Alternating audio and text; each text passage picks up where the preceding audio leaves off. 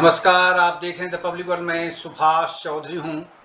लोकसभा में आज अविश्वास प्रस्ताव की चर्चा की शुरुआत कांग्रेस के पूर्व राष्ट्रीय अध्यक्ष एवं सांसद राहुल गांधी ने की।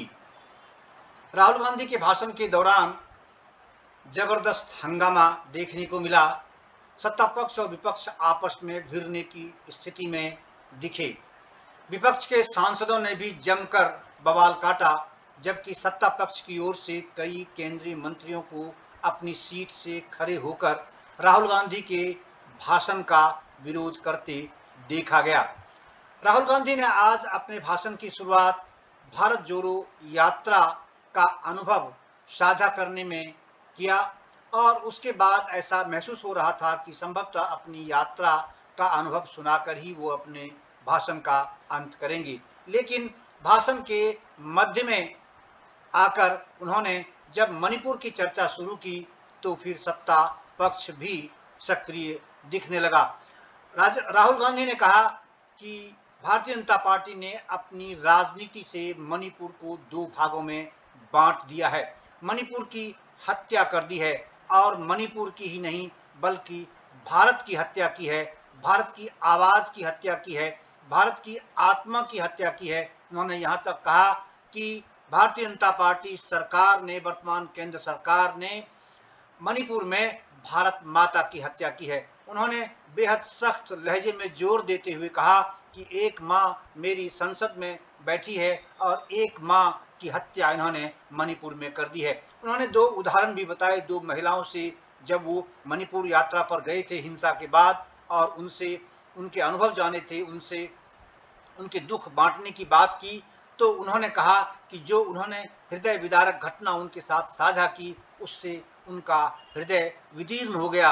इससे स्पष्ट है कि इन्होंने, भारतीय जनता पार्टी ने मणिपुर में भारत माता की हत्या की। इस बात को सुनते ही सत्ता पक्ष उद्वेलित हो गया और कई केंद्रीय मंत्री जिसमें किरण रिजिजू ने बैटिंग की और उन्होंने कहा कि कांग्रेस पार्टी को इसके लिए माफी मांगनी चाहिए, क्योंकि 70 साल तक नॉर्थ ईस्टर्न स्टेट्स में कांग्रेस पार्टी का ही शासन रहा है और इनके शासनकाल में ही वहां उग्रवाद और आतंकवाद पनपा है। राहुल गांधी को, कांग्रेस पार्टी को इसके लिए माफी मांगनी चाहिए। और उनका साथ देते हुए अर्जुन राम मेघवाल जो संसदीय राज्य मंत्री भी हैं और कानून मंत्री भी हैं, साथ साथ डॉक्टर जितेंद्र सिंह जो पीएमओ में राज्य मंत्री हैं, साइंस टेक्नोलॉजी मंत्री हैं, साथ साथ दूसरे गृह राज्य मंत्री हैं और कानून राज्य मंत्री एक एसपी बघेल जो मंत्री हैं, वो भी सभी उनके साथ खड़े हुए और उनको राहुल गांधी के भाषण का विरोध करने लगे। जबरदस्त हंगामा हुआ। इस बीच विपक्ष के सांसद टेबल ऑफ द हाउस पर आकर, रिपोर्टर्स टेबल जो लोकसभा स्पीकर के सामने होती है उस पर आकर वो खड़े हो गए और नारेबाजी करने लगे। जबरदस्त हंगामा हो गया। ऐसा लगा कि संभवतः अब सदन की बैठक चलाना शायद मुश्किल हो। अंततः लोकसभा अध्यक्ष ओम बिरला ने सभी को समझा बुझाकर अपनी सीट पर भेजा और उन्होंने बेहद सख्त लहजे में उन सांसदों को हिदायत भी दी, चेतावनी भी दी कि जो लोग रिपोर्टर्स टेबल पर चढ़े थे, यहाँ आकर उन्होंने व्यवधान पैदा करने की कोशिश की, अभद्र व्यवहार किया संसद में और संसदीय उनका आचरण दिखा, उनके खिलाफ कार्रवाई की जाएगी।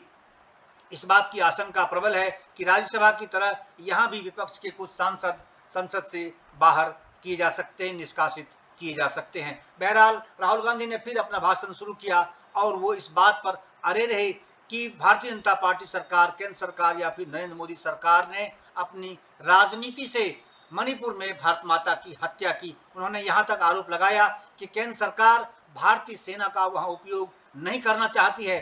भारतीय सेना एक दिन यानी 24 घंटे के अंदर मणिपुर में शांति स्थापित कर सकती है। भारतीय सेना इसके लिए सक्षम है, लेकिन केंद्र सरकार भारतीय सेना का उपयोग नहीं करना चाहती है। ये बेहद गंभीर आरोप राहुल गांधी ने आज नरेंद्र मोदी सरकार पर लगाए हैं और उन्होंने कहा कि प्रधानमंत्री अहंकार में हैं और वो केवल दो लोगों की बातें सुनते हैं। उन्होंने रावण की उपमा देते हुए कहा कि रावण केवल दो लोगों की बातें सुनता था, एक मेघनाद और एक कुंभकर्ण। उसी तरह से प्रधानमंत्री नरेंद्र मोदी हिंदुस्तान की आवाज नहीं सुनते हैं, केवल दो लोगों की बातें सुनते हैं, केंद्रीय गृह मंत्री अमित शाह और उद्योगपति अदानी। इस मामले पर भी काफी बवाल हुआ। आइए आपको दिखाता हूं राहुल गांधी ने आज संसद में क्या कुछ कहा और किस बात को लेकर संसद में इतना हंगामा हुआ। कई केंद्रीय मंत्रियों को अपनी सीट से एक साथ खड़े होकर राहुल गांधी के भाषण का विरोध करना पड़ा। क्यों ऐसी स्थिति पैदा हुई, आइए खुद ही देखिए।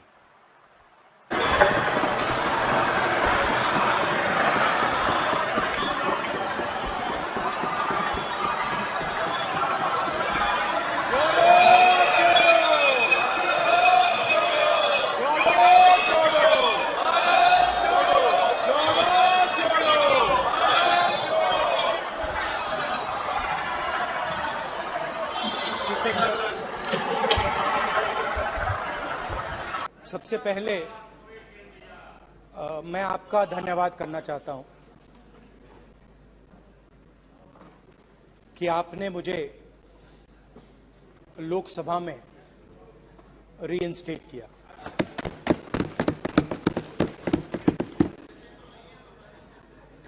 और पिछली बार जब मैं बोला तो शायद मैंने आपको थोड़ा कष्ट भी पहुंचाया, क्योंकि मैंने इतनी जोरों से अदानी जी पे फोकस किया कि जो आपके सीनियर नेता हैं शायद उनको थोड़ा कष्ट हुआ। तो वो जो उनको कष्ट हुआ,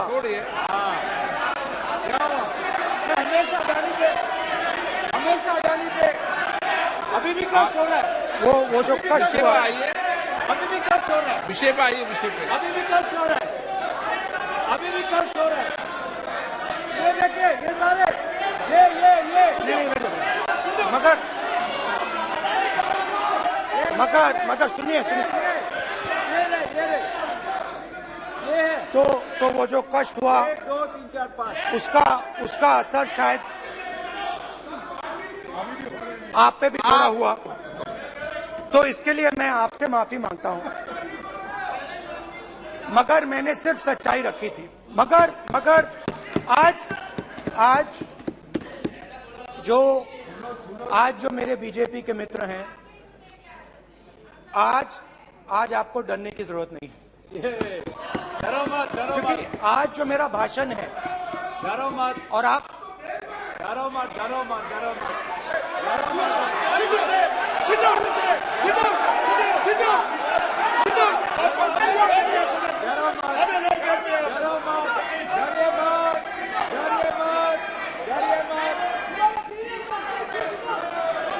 स्पीकर सर, अरे बेटा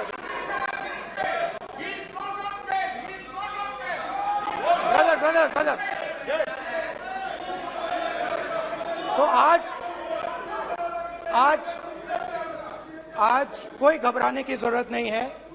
आज मैं अपना भाषण, मेन जो भाषण है, वो अदानी जी पे नहीं बोलने जा रहा हूं। आप छोड़िए, तो आप रिलैक्स कर सकते हैं, आप शांत रह सकते हैं, क्योंकि मेरा भाषण आज दूसरी डायरेक्शन में जा रहा है।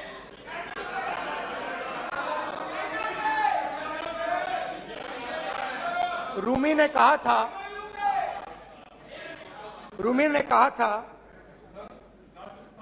जो शब्द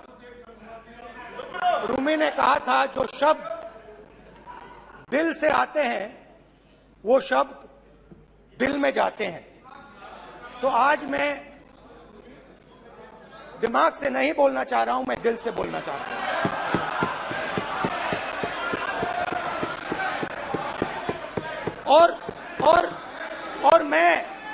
और मैं आज आप लोगों पर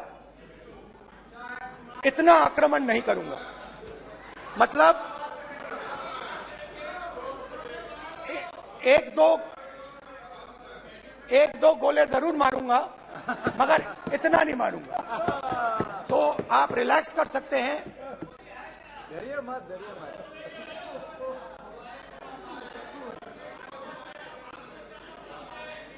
अरे रक्षा मंत्री जी आज संभाल लेंगे हम लोग।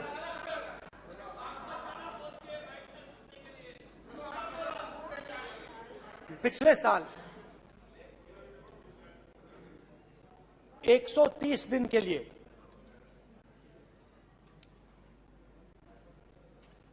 मैं भारत के एक कोने से दूसरे कोने तक गया। अकेला नहीं, बहुत सारे लोगों के साथ।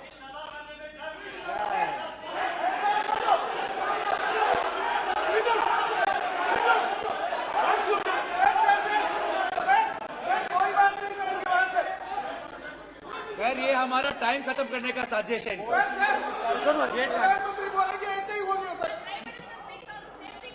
सारे समाज निकल गए सर, जबरदस्ती समुद्र अधीर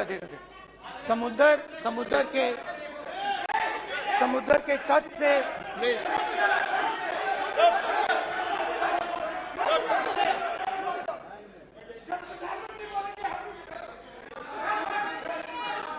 माननीय सदस्य प्लीज प्लीज ऐसे धमकाने का बाकी मत बोलो यहाँ पे।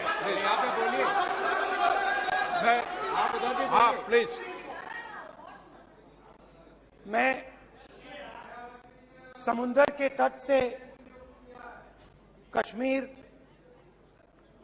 की बर्फीली पहाड़ी तक चला। नहीं, लद्दाख को मैंने नहीं छोड़ा। यात्रा अभी खत्म नहीं हुई है, यात्रा जारी है और जरूर लद्दाख आएंगे, घबराइए मत। बहुत सारे लोगों ने मुझसे पूछा यात्रा के दौरान, यात्रा के बाद कि राहुल तुम क्यों चल रहे हो, क्या तुम्हारा लक्ष्य क्या है, कन्याकुमारी से कश्मीर तक क्यों जा रहे हो। और जब वो मुझसे पूछते थे, शुरुआत में मेरे मुंह से जवाब नहीं निकलता।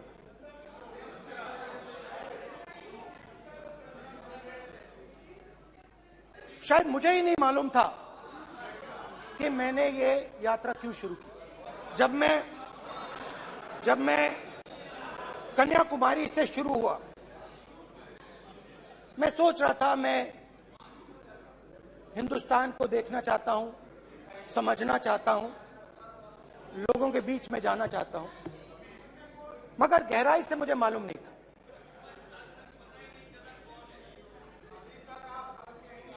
थोड़ी देर में मुझे बात समझ आने लगी।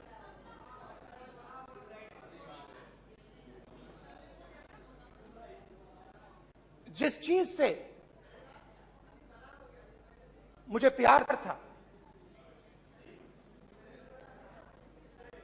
जिस चीज के लिए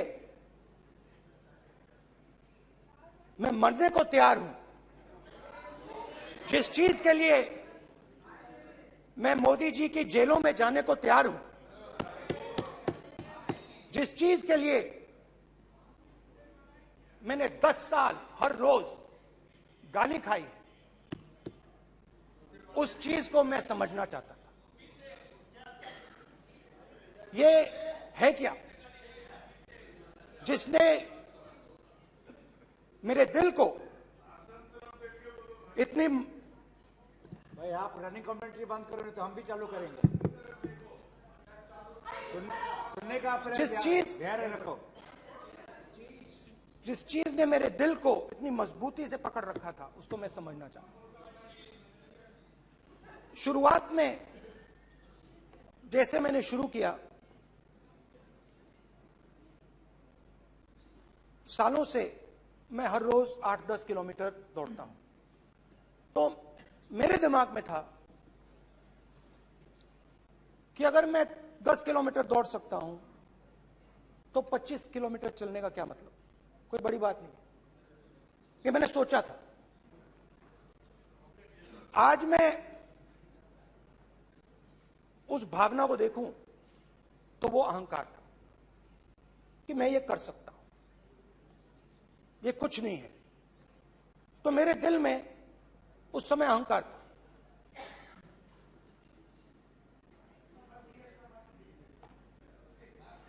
मगर भारत अहंकार को एकदम मिटा देता है, 1 सेकंड में मिटा देता है। तो हुआ क्या, 2-3 दिन में मेरे घुटने में दर्द शुरू हो गया। पुरानी इंजरी थी और जबरदस्त दर्द। हर रोज मैं उठूं और मेरे घुटने में दर्द, हर कदम में दर्द। तो पहले 2-3 दिनों में जो अहंकार था, जो मतलब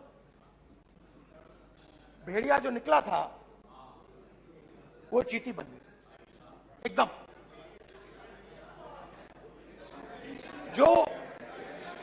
जो हिंदुस्तान को अहंकार से देखने निकला था, वो पूरा का पूरा अहंकार गायब हो गया। और रोज मैं डर डर के चलूं कि क्या मैं कल चल पाऊंगा। ये मेरे दिल में डर था। और जब भी ये डर बढ़ता था, कहीं ना कहीं से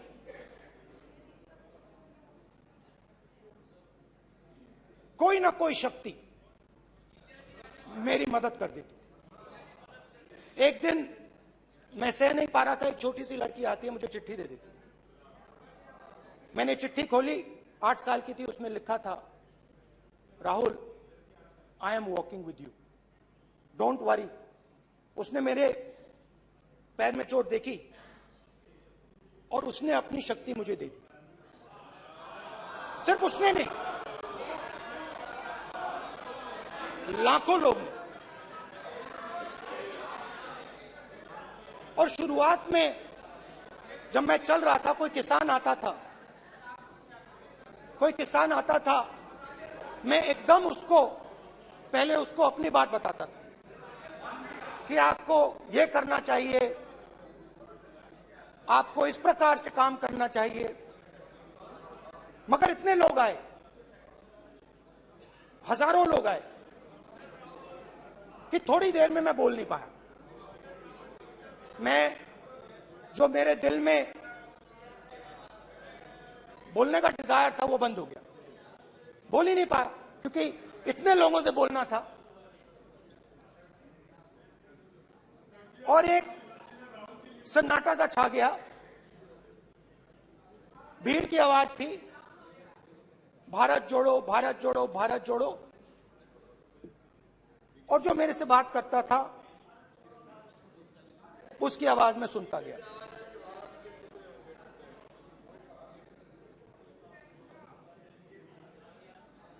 हर रोज सुबह 6 बजे से रात 7-8 बजे तक आम आदमी, गरीब, अमीर, बिजनेसमैन, किसान, मजदूर, सबकी आवाज।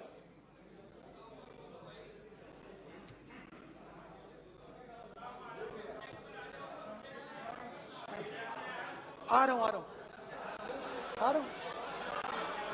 आप कल से रुके, अब थोड़ा और रुक लो, 5-10 मिनट रुक जाओ।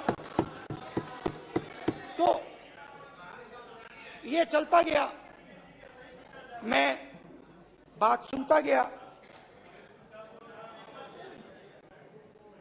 और फिर मेरे पास एक किसान आया, और किसान ने हाथ में रुई पकड़ी हुई थी, और उसने मुझे कहा, अध्यक्ष महोदय, उसने मुझे कहा, मेरी आंख में देखकर उसने मुझे अपना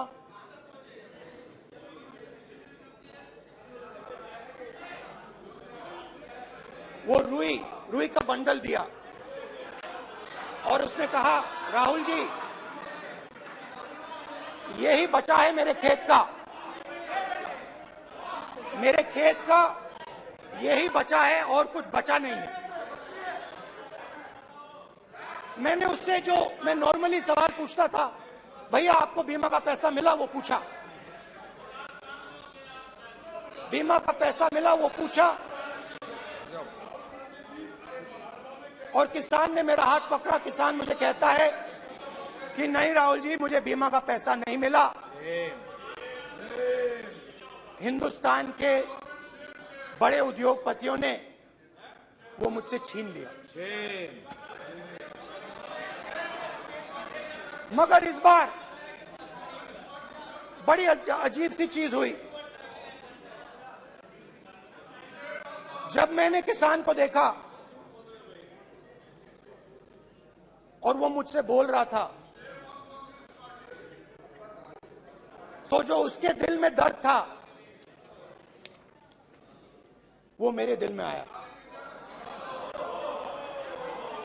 जो उसके आंखों में शर्म थी जब वो अपनी बीवी से बात करता था, वो शर्म मेरी आंखों में आई।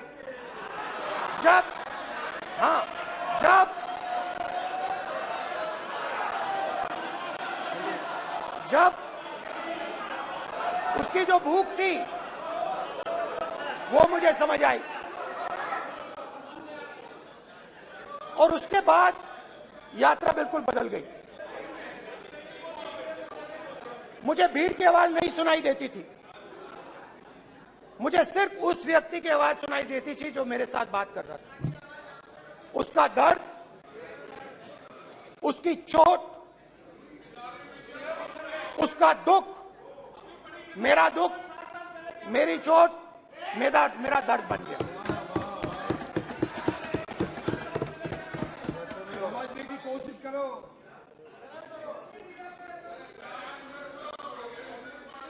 भाइयों और बहनों, लोग कहते हैं कि ये देश है,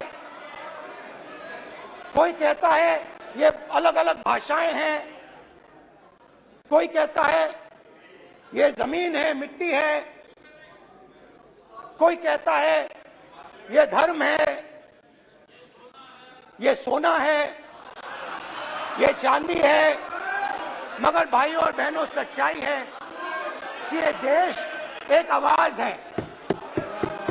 ये देश सिर्फ एक आवाज है।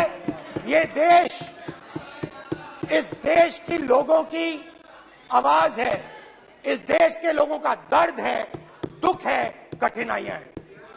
और अगर हमें इस आवाज को सुनना है तो हमारे दिल में जो अहंकार है, हमारे जो डिजायर्स हैं, हमारे जो सपने हैं, उनको हमें परे करना पड़ेगा। जब हम अपने सपनों को परे करते हैं, तब हमें हिंदुस्तान की आवाज सुनाई देती है। तब तक हिंदुस्तान की आवाज हमें नहीं सुनाई देती। अब आप कहोगे ये बात मैंने नॉन कॉन्फिडेंस मोशन में क्यों रखी? इसका क्या मतलब है कि भारत एक आवाज है, भारत लोगों का दुख है, भारत लोगों का कष्ट है, मुश्किलें हैं। क्योंकि भाइयों और बहनों,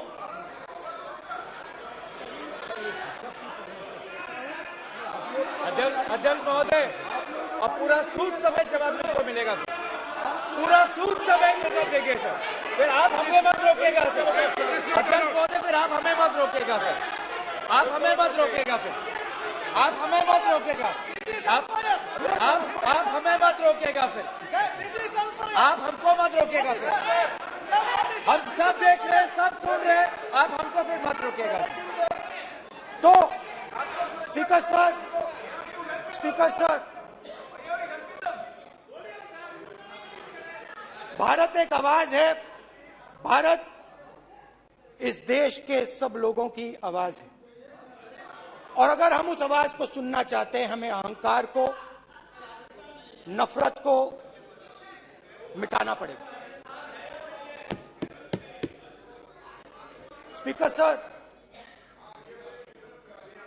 कुछ ही दिन पहले मैं मणिपुर गया। हमारे प्रधानमंत्री नहीं गए, आज तक नहीं गए। क्योंकि उनके लिए मणिपुर हिंदुस्तान नहीं है।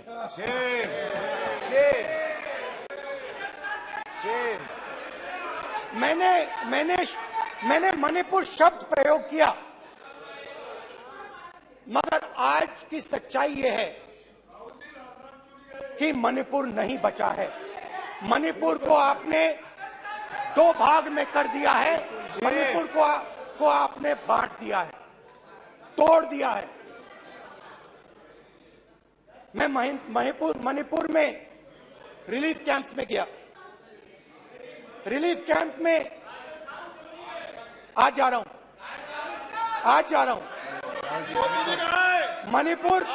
मणिपुर में रिलीफ कैंप में मैंने महिलाओं से बात की।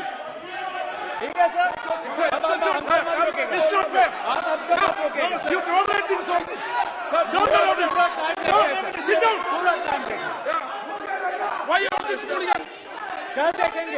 कल देखेंगे। प्रधानमंत्री की बात नहीं करेंगे सर, प्रधानमंत्री की बात नहीं करेंगे सर ऐसे।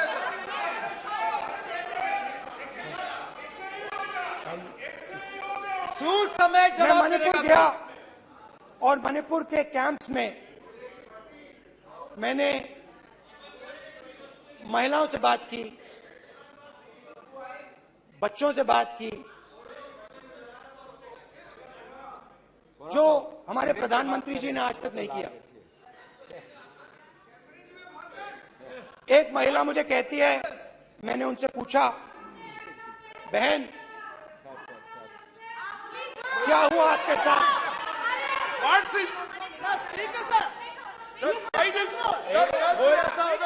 एक मंत्री बोल रहे, एक मंत्री खड़े होके बोल रहे, एक मंत्री खड़े होके ऐसे कर रहे, एक मंत्री खड़े होंगे तो पूरे सांसद खड़े होंगे यहाँ पे, पूरे सांसद खड़े होंगे यहाँ पे, बैठे नहीं है, चुपचाप करिए, पूरे सब खड़े होंगे, पूरे सब खड़े होंगे।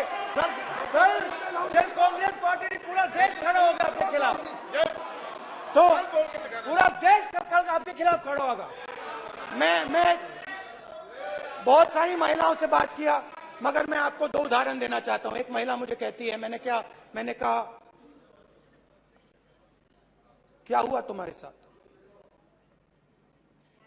कहती है, मेरा छोटा सा बेटा, का सम्मान करें, ये सम्मान, एक ही बच्चा था मेरा, एक ही बच्चा था मेरा, मेरे सामने, मेरे आंखों के सामने उसको गोली मारी है। मैं पूरी रात, आप सोचिए, आप अपने बेटे के बारे में, बेटों के बारे में सोचिए, मैं पूरी रात उसकी लाश के साथ लेटी रही। झूठ नहीं, झूठ आप बोलते हो, झूठ मैं नहीं बोलता हूं। मैं पूरी रात उसकी लाश के साथ लेटी रही और फिर मुझे डर लगा, मैंने अपना घर छोड़ दिया, जो भी मेरे पास था वो मैंने छोड़ दिया। मैंने उनसे पूछा, कुछ तो लाई होगी? कहती है, नहीं, सिर्फ मेरे जो कपड़े हैं ये मेरे पास हैं। और फिर इधर उधर ढूंढती है और एक फोटो निकालती है और मुझे कहती है, यही मेरे पास अब बची है।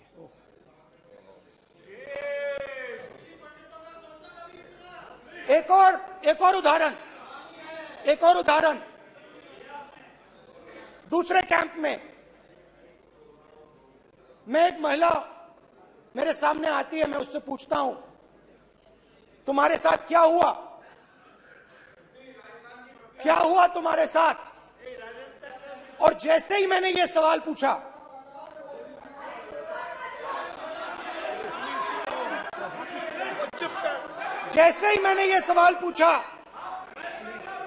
आप महिला का दर्द नहीं सुन सकते, महिलाओं का दर्द नहीं सुन सकते, महिलाओं का दर्द सुनने का आपका धैर्य नहीं है, महिलाओं का दर्द नहीं सुन सकते, महिलाओं का दर्द नहीं सुन सकते। जैसे ही मैंने उससे ये सवाल पूछा, बैठो, जैसे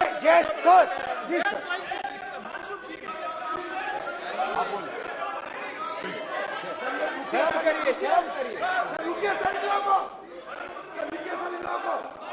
जैसे ही मैंने उससे सवाल पूछा तुम्हारे साथ क्या हुआ, शर्म नहीं है तेरे को? वैसे ही 1 सेकंड में वो कांपने लगी। उसने अपने दिमाग में वो दृश्य देखा और वो बेहोश हो गई।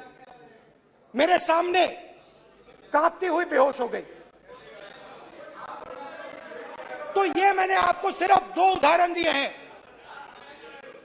स्पीकर सर, इन्होंने मणिपुर में हिंदुस्तान की हत्या की है। सिर्फ मणिपुर की नहीं, हिंदुस्तान की हत्या की है। इनकी राजनीति ने मणिपुर को नहीं, हिंदुस्तान को मणिपुर में मारा है। हिंदुस्तान को कत्ल किया है, हिंदुस्तान का मर्डर किया है मणिपुर में।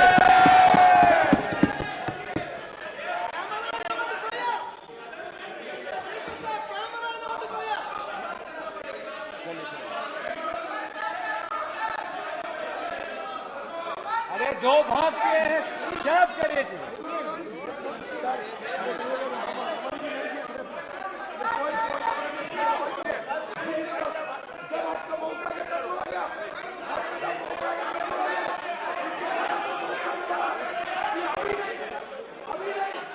मैं माननीय सभी सदस्यों को कहूंगा शांति रखें, प्लीज प्लीज। मणिपुर, हाँ क्या बोल रहे हैं? अब बोलिए। एक अरे भाई क्या बात है?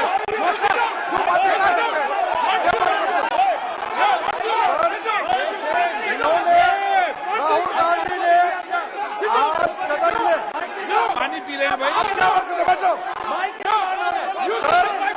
सर ये राहुल गांधी ने आज जो बातें कही है इस सदन में वो भी बात किया है। मैं उनसे एक सवाल पूछना चाहता हूँ। 7 दशक चारों लोगों को नॉर्थ में क्या हुए हैं? इसका इधर कांग्रेस पार्टी है। राहुल गांधी को माफी मांगना चाहिए। राहुल गांधी का कांग्रेस पार्टी 7 साल से ज्यादा इस देश को शासन किया है। नॉर्थ ईस्ट को इन्होंने खत्म किया है। आज नॉर्थ ईस्ट में जितना मिलिटेंसी है ये कांग्रेस पार्टी ने पैदा किया है। बात करते हैं अपना बात करते हैं। आज नॉर्थ ईस्ट में सारा मिलिटेंट ग्रुप है, सारा कांग्रेस पार्टी की वजह से चला हुआ है।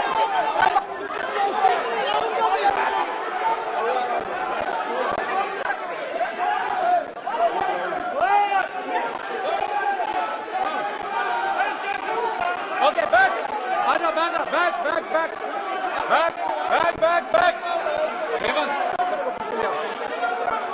Back back back highway highway highway highway highway हो गया हो गया हो गया। फटाफट हो गया बैक बैक। भाषण नहीं सुनना चाहते हैं? आप भाषण नहीं सुनना चाहते? प्लीज बैठिए, बैठिए बैठिए बैठिए, प्लीज बैठिए, प्लीज बैठिए, प्लीज बैठिए। चले चलिए चलिए। थैंक यू थैंक यू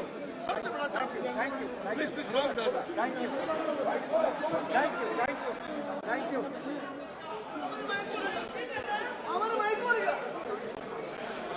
एक मिनट बैठिए, बैठिए 1 मिनट प्लीज, प्लीज बैठिए, प्लीज बैठिए, please please Baluji, please please Baluji, please Baluji, please Baluji, please please 1 minute please, please बैठिए। माननीय सदस्यगण, ऐसे नहीं सकते। जिस तरीके का व्यवहार आप टेबल पर आकर कर रहे हैं, इस तरीके से सदन नहीं चलेगा। ये तरीका ठीक नहीं है। जब मैंने किसी को कहा है तो कहा है, ऐसे सदन नहीं चलेगा। आप सदन नहीं चलाना चाहते, अलग बात है। अब अपनी बात कही है। गलत तरीका ये। माइक कैसे अनुवाद? नो, ऐसे सदन चलने वाला नहीं है। जो माननीय सदस्य टेबल पर आए उनके खिलाफ कार्रवाई होगी। प्लीज बैठिए, बैठिए, बैठिए, आप भी बैठिए, आप भी बैठिए। माननीय मंत्री जी, भारत माननीय मंत्री जी, प्लीज भारत- बैठिए। भारत सदन है, माता प्लीज बैठिए, भारत माता प्लीज बैठिए। Please brother. मैं बहुत शांति से सुन रहा हूं। इसका तरीका ये नहीं है उचित हो कि आप टेबल पर आए। नहीं, गलत, गलत तरीका ये। आप जैसे मैंने अपने- माननीय सर, प्लीज जैसे मैंने प्लीज ब्रदर ब्रदर प्लीज। भाई पानी लो, पानी लो।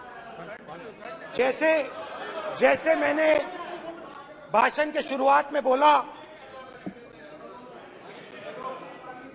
भारत एक आवाज है।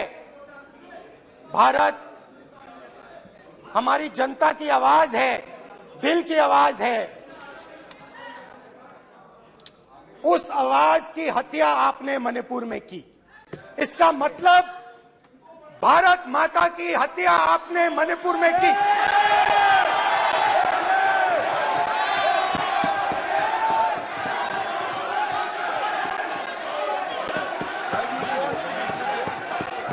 भारत माता को आपने मणिपुर के लोगों के मारा। आपने मणिपुर के लोगों को मारकर भारत की हत्या की है। आप देश द्रोही हो, आप देशभक्त नहीं हो, आप देश प्रेमी नहीं हो, आप देशद्रोही हो। आपने देश की हत्या मणिपुर में की।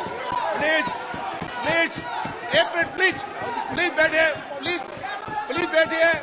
अब सवाल आप उठता है, बैठना चाहते, नहीं बैठना चाहते?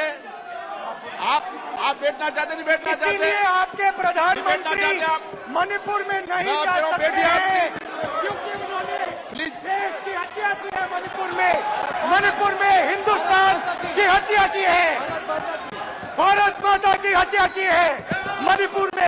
मणिपुर के लोगों के दिल में। प्लीज एक मिनट बैठिए आप। तो सवाल उठता है, एक मिनट बैठिए, एक मिनट। आप भी विराजे, आप भी विराजे, आप भी विराजो, आप भी विराजो। आप बैठिए, सही नहीं बैठिए, रहने दो। आप बैठिए, बैठिए आप, प्लीज बैठिए आप, प्लीज। आप बोल रहे फिर। आप भारत माता के रखवाले नहीं एक हो, मिनट माननीय सर। आप भारत माता के हत्यारे हो। प्लीज माननीय सदस्य, प्लीज, प्लीज माननीय सदस्य, please, please, please, please, please. देखिए माननीय सदस्यगण, प्लीज, प्लीज। माननीय सदस्यगण, भारत मां हमारी मां है। हमें सदन में बोलते समय संयम बरतना चाहिए। मेरा अपनी मां की हत्या की बात कर रहा हूं। मैं मणिपुर में अपनी मां की हत्या की बात कर रहा हूं। मैं आदर से बोल रहा हूं। आपने मेरी मां की हत्या की मणिपुर में। एक मेरी मां यहां बैठी है, दूसरी मां को आपने मणिपुर में मारा है।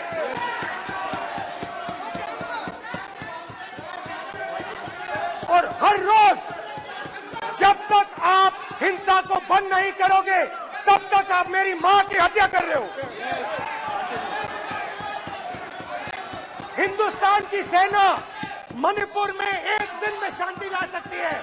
हिंदुस्तान की सेना का प्रयोग नहीं कर रहे हो, क्योंकि आप हिंदुस्तान को मणिपुर में मारना चाहते हो।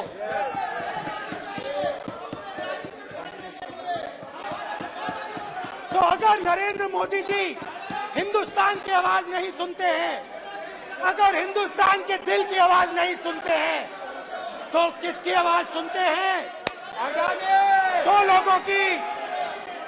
दो लोगों की आवाज सुनते हैं। इसकी आवाज सुनते हैं, प्लीज, माननीय सदस्य, इसकी आवाज सुनते हैं, माननीय सदस्य, और प्लीज। इसलिए सुनते हैं। नो, नो, ये गलत तरीका। माननीय सदस्य, माननीय देख सदस्य, आपका लीजिए गलत तरीका है। अडानी जी के लिए मोदी जी ने क्या काम नहीं। किया है, देख माननीय लीजिए। सदस्य, आप ये पहले आपको और ये बाद में। गलत तरीका आपका। माननीय सदस्य, आपका गलत तरीका है। आप सीनियर सदस्य हैं, आप इस तरीके का व्यवहार सदन में मत करिए।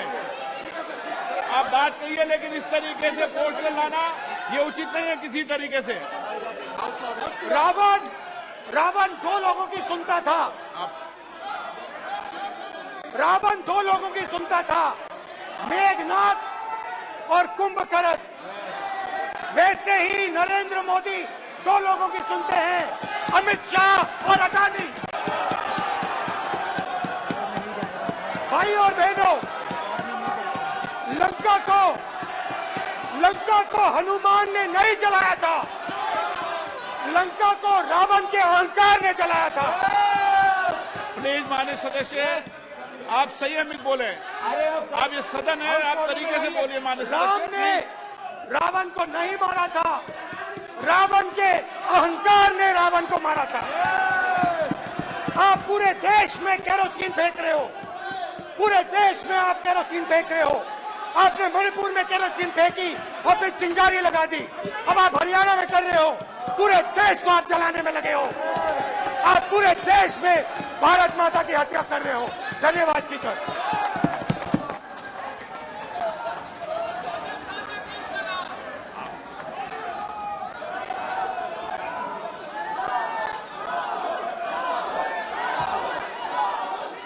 आप सदन में किस तरीके का बोलना चाहते हैं? ये सदन है, माननीय सदस्य, संसद है। प्लीज बैठिए।